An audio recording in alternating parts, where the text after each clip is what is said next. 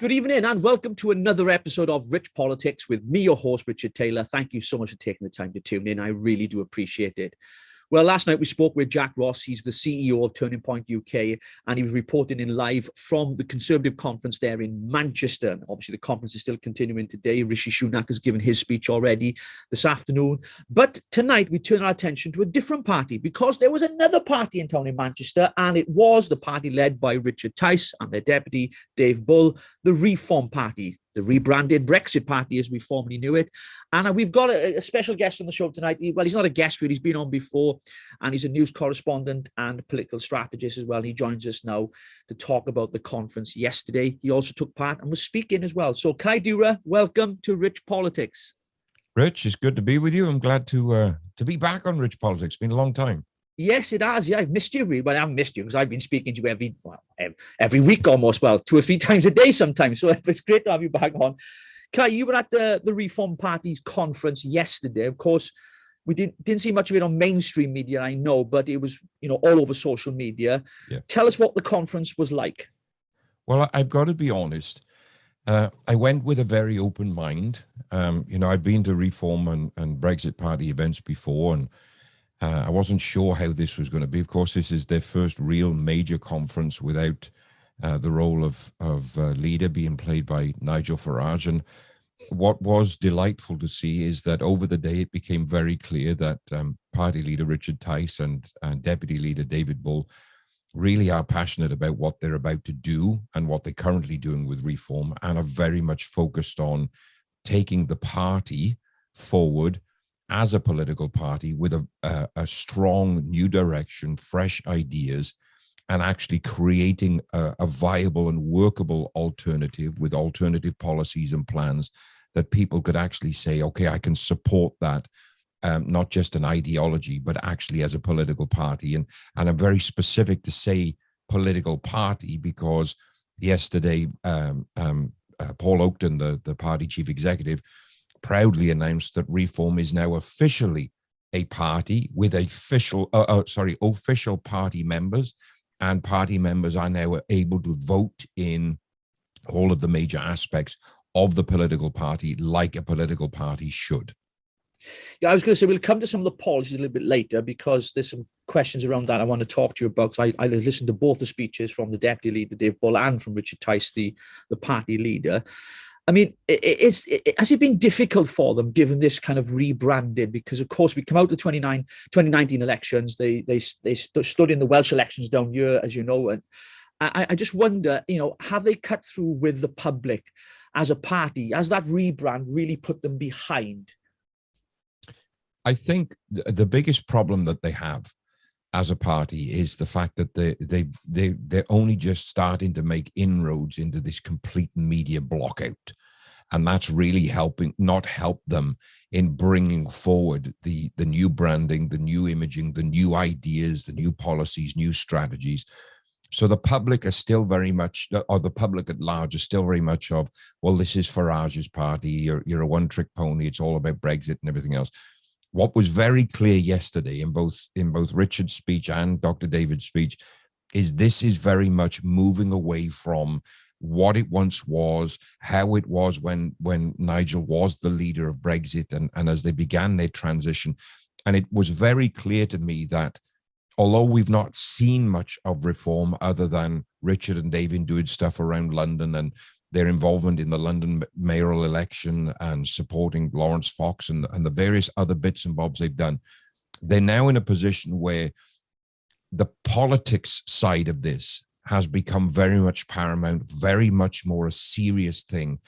And looking forward, they are structuring policies, structuring the party with a view to becoming a major political voice and really focusing on the future of the United Kingdom rather than just getting involved in what we're seeing at the moment with so many of the political parties, which is basically a culture war of who can be the most woke and who can be the most inclusive. And they're now looking at strategies and ways to really bring the public to a heightened state of awareness of what they believe, what they stand for, but actually giving viable, workable alternatives to current policies and to what we're seeing being enacted as we continue through these pandemic measures that are currently in place in the United Kingdom. Yeah, I think one of the big things for me, you mentioned earlier, just earlier on in your conversation there, it was to do with the membership aspect. That's been a big problem to the party. I think when I stood for them in 2019, there's a lot of questions around that, not just from the public, but from the media. It seems as if it was, Nigel was in charge of the ship and that was it. Yeah. Members didn't get a say because we were supporters. And I think that's a huge shift for the party. And I think it'll put them in good stead in the future, certainly. And it gives the members a voice. And as you rightly point out, they become a serious political party in the game, because there is a place for these parties like Reclaim, like Reform and SDP and many others out there. These smaller parties, before we talk about the policies that were announced yesterday from Richard Tice, do you think that there's going to be a problem with a lot of these parties pulling from the same pool, so to speak, and it will weaken the chances of winning seats in some of the areas where potentially they could win them if they work together?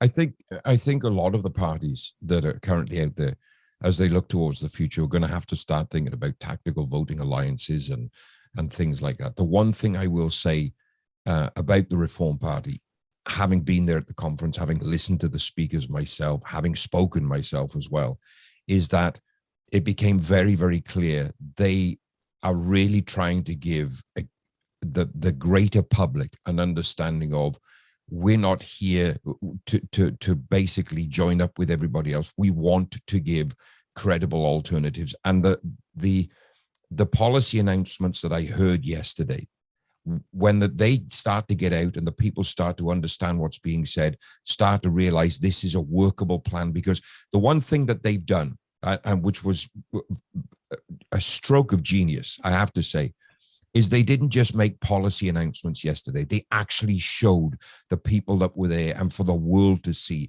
how we can go about actually implementing this. They gave the strategies, gave the plan, so you could see, when we say we want to do this, this is exactly how we can do it. And this is where we can take the money that's being wasted by government and do this and do that. And that was a major thing. So I think they are setting themselves ahead of everybody else by basically saying, listen, we're not just here to make false promises. This is what we're committing to. This is how we want to do, this is what we're proposing for the country. And this is exactly how we can do it, so that the public can actually hold them account to what they're saying. This is what we want to do, and this is how we can do it for you. And I think a lot of the politics yesterday was more about putting the power back in the hands of the people, which is why the announcement of the membership structure was such a major step forward for them, because the Reform Party is now really focusing on putting power back in the hands of the people that elect the officials, not the officials ignoring the people that put them there in the first place. Yeah, I mean, it's obviously a significant change, and I think from that conference, that's what I got. I thought it was a very, very significant change for them to move away from this supporters to members and giving the members a voice. I think that will be very interesting to see how that plays out in the future. I think also, I was asking myself the question, well, what makes them different from the Brexit party of old? Of course, Brexit's been done, but there are issues with Brexit still yet that need addressing. I think that was mentioned in the conference as well.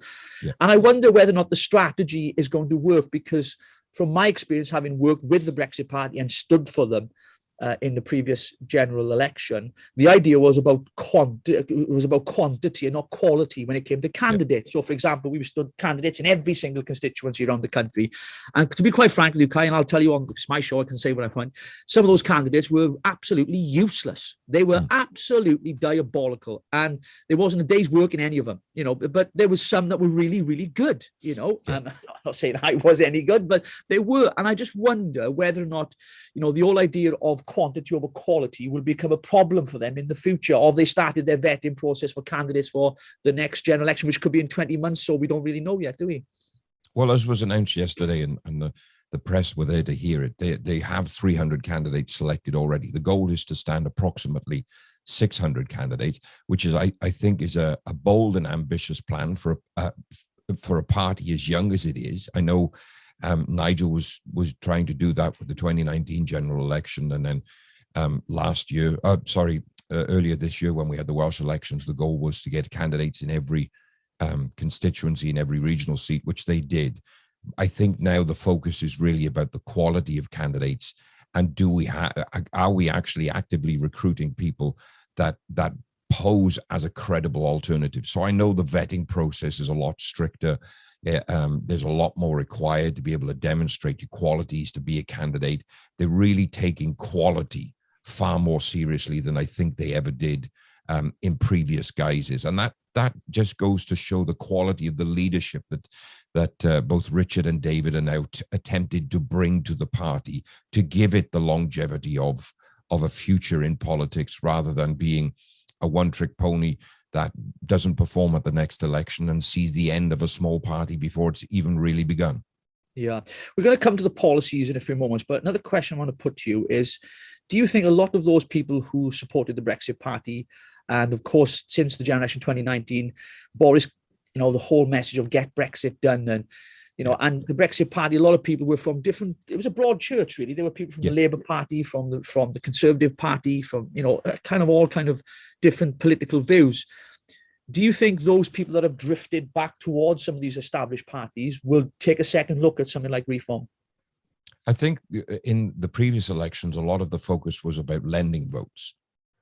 And now it's really more about converting votes and making, what should we say, making believers out of those that are disenfranchised, those that temporarily lend a vote out of disgust with what was happening in 2019, both with the way Brexit was being handled, the aftermath of Mrs. May's disastrous deal, and all of those things. So I think that there's a lot of people that will possibly vote reform as an alternative, and then it's how they manage it, how they keep the people engaged, that's going to convert those votes. And I think for me personally, seeing the introduction of the membership structure, seeing that it's now not just a party about one key figure and everybody whip round and support, that they are trying to really show the public, we have designed this, we have created this party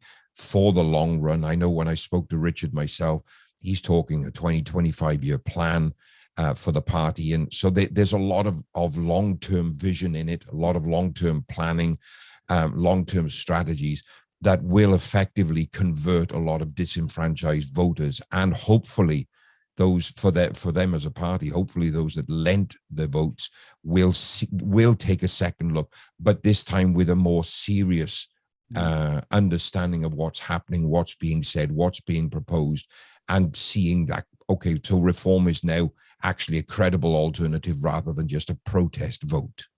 Yeah, they've had a bit of encouragement from the latest polling. I know that. Yeah. I just wonder, the accusation has been leveled against the Reform Party, certainly what I've been hearing when I've been down in London speaking to people, is that they're a pale blue conservative party. They're a touch conservative, and they're conservatives in disguise, if you like. I mean, what would you say to that? I think that that could have been argued for quite a period. A lot of that stemmed from Farage standing so many candidates down to give the Tories a clear run in the 2019 election. The one thing I will say, especially with Richard Tice as leader and David Bull as deputy leader, they are, I mean, we all know Richard Tice now refers to the Conservatives as the con-socialists, and they really are showing that we're not Tory light. We've got no intention of being Tory light, and they've got no intention of helping the Tories in any way, shape or form. I know 2019 was a weird bag, for want of a better expression, because we had a disastrous deal, but the alternatives were far more disastrous with the Brexit thing. There was a lot going on, and when it looked like if Labour actually got into power, because of the polling at the time, that Brexit would be scuppered, that they would turn their back on it, try and get us back in the European Union. I think a lot of people just realized, okay, well, what was being done to make sure that, as so many parties were saying, like Farage was saying, like Johnson was saying, get Brexit done. Was Brexit everything that we hoped it would be? No, not by a long shot. Has it been resolved yet? No, again, not by a long shot. But for me, the long-term focus now is Brexit will get done eventually. We will eventually sort out the Northern Ireland Protocol and whatever it takes trade deals will eventually be done properly, because the EU needs our trade as much as, well, more so than we need theirs. They need stuff to start flowing both ways. And at some point, some of these bureaucrats are going to just sit down and go, look, this is absolutely ridiculous. We've got to get this sorted out, because we're all paying for it. I mean, what we've got going on in the UK right now, we've got a fuel crisis here. Everybody in Brussels is laughing about it, forgetting that they are facing just as bad, if not a worse, fuel crisis. So it's at some point, it's got to stop becoming a competition. But reformers position themselves to say, no, we're not Tory light. And I think the fact that they had the audacity to stage the Reform Party conference in Manchester, to have the Reform Party battle bus driving around Manchester at the same time the Tories were starting their conference, really showed that we're not here to help you. We're not here to be the support act. We are setting ourselves apart.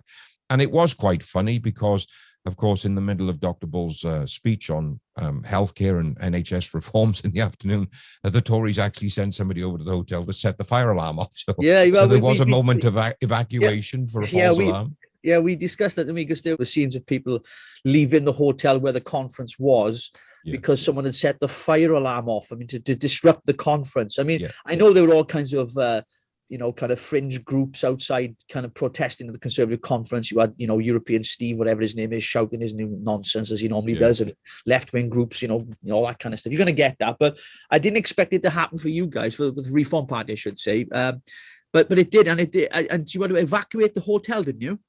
So we weren't out for long. It was about 10, 15 minutes, but but it wasn't just the conference. The entire hotel had to be evacuated. So whoever set the alarm off didn't take into consideration residents and diners, and everybody else had to get up and leave. I bet they weren't impressed. I have to be honest. The Reform Party really proved their mettle in that, because they were very much ahead of the hotel staff in helping get everybody out of the venue. When the hotel staff came to start evacuating the conference room that we were in, we were pretty much all out and helping people from the rest of the hotel get out. So it was a moment of fun, but you could see why the fact that the Reform battle bus was driving around Manchester with the Conservative Party less than half a mile away, that really annoyed a lot of people. And it was just a retaliation tactic. Yeah, of course. Just get into the crux of it then. The big policy headlines. What with the policies that were mentioned yesterday? You mentioned they went into some kind of detail. Richard Tice has often talked about low tax, growth, which is really the Conservatives' message of old. And we've seen the Conservatives kind of morph into something completely different to what they always have been, it's low tax kind of government, but now this is one of the highest taxing governments in the last 70 years. I mean, it's completely changed. I mean, what would you say were the big, headline grabbers when it came to policies announced from Richard Tice yesterday? For me, I would say that the focus on lower tax and stronger economic growth and ways to do that were really his strongest point. And you can see his business background. He's not looking at it as a politician. He's looking at a business. And a lot of what he said is true. And, to get the growth that we need, you have to keep taxes low where they're affecting people the most. We're about to see another 1 million people in the United Kingdom affected by income tax levels that are going up. They're already proposing within the next few years, from what I'm hearing in the kind of backroom chatter, that across the board, we're looking at a 40% tax rate for everybody in the United Kingdom. I mean, the tax hikes that the Tories are bringing in are going to disproportionately affect an awful lot of people. Whereas Tice, from as long as I've been talking to him, and certainly for at least 12 months, has kept going on about the need to raise the income tax level to 20,000 a year. That immediately lifts half of Wales out of income tax poverty, and a huge proportion of the family, of the United Kingdom families, out of income tax poverty, and puts money back in the pockets of people where they need it the most.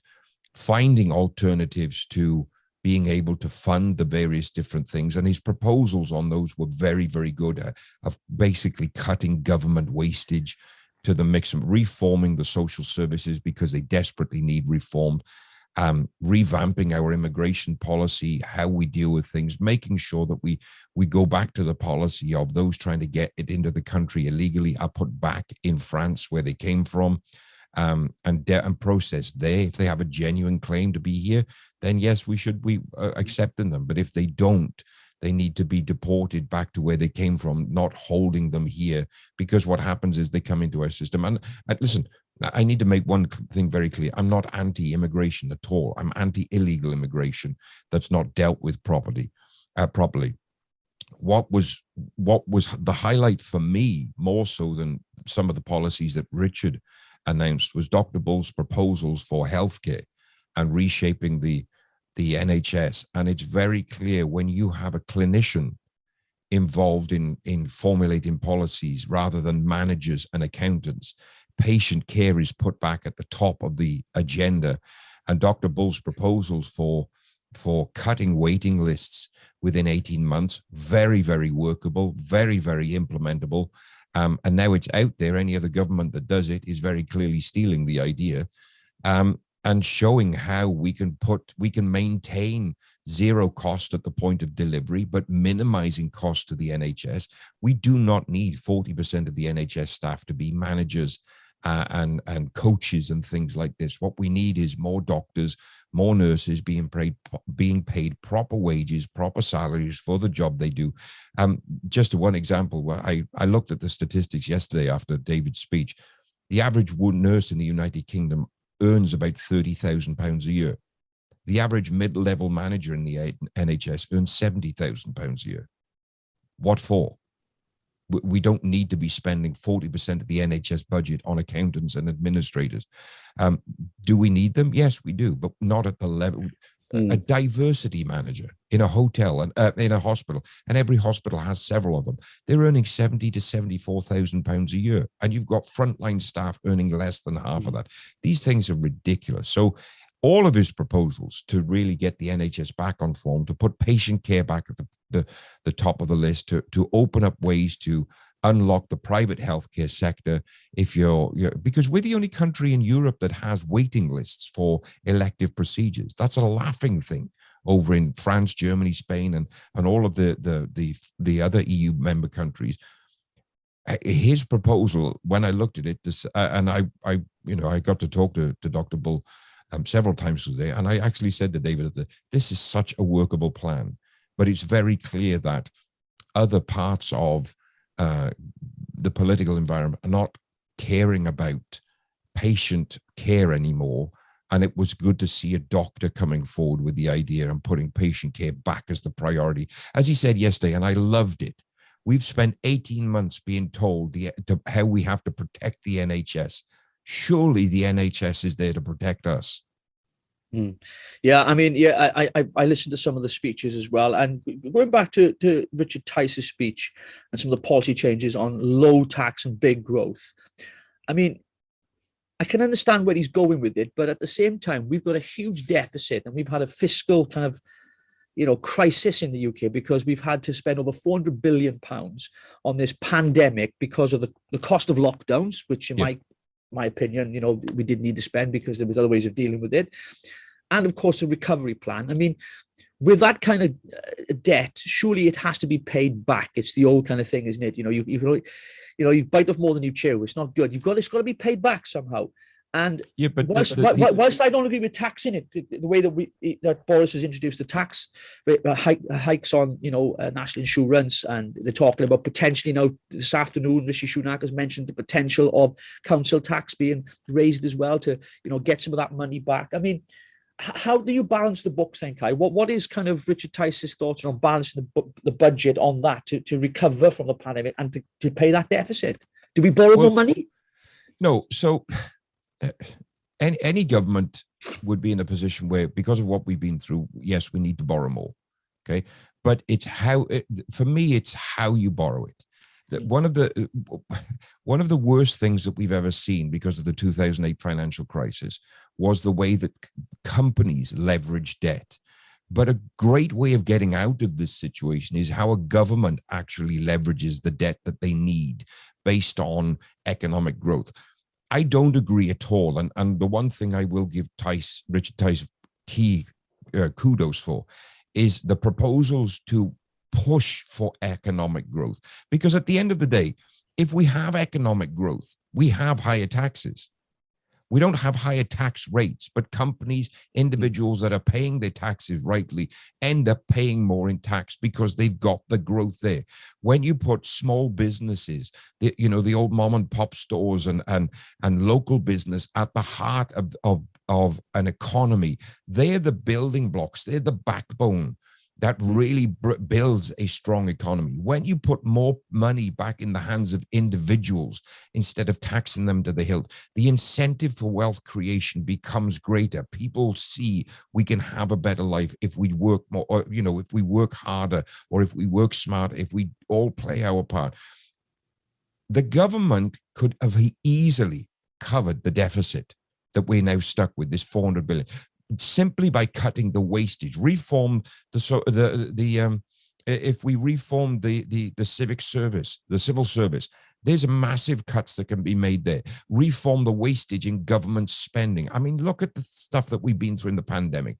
Given a ferry contract to a company that hasn't got any ferries at all. All of these things are ways that we can cut government spending. We're paying other countries for roads. Why? All of this stuff, we really need to sit down and look at how we're spending our money, and where we're spending the money, because we could have easily covered this without having to raise taxes. What I see Johnson's government have basically said, right, we'll foot the bill for this, but we're deferring it to the next generation. Instead of, hang on, we got money going out left, right, and center. We got defense contracts that are still being paid to contractors that have not fulfilled their obligation. Why have we not stopped paying them? Why are they still being paid on time? And the things that they're promising to deliver, they're not delivering. We've got other contractors that the government is paying that are being paid on time, but they're not delivering on what they say. We could have saved how many billions simply by not using a track and trace system that's never flipping worked properly. So there's so many ways that we could have covered all this. And Tice is basically telling the British public, look, I want to put more money in your pocket. The more money you've got, the more you'll want to create. The more we create, the bigger our economy grows. The bigger our economy grows, the more tax we get from income tax and corporation tax. The more tax we get in that, the less we've got to tax those that it adversely affects. But our economy grows. We've seen it in Australia. We saw it in America. We've seen it in other countries. Give the economy the boost it needs to grow, and your tax income goes up. Your government spending needs to be addressed. They've done all of this. So there are models out there for us to look at and go, we can do exactly the same in the United Kingdom. We don't have to tax people back into poverty.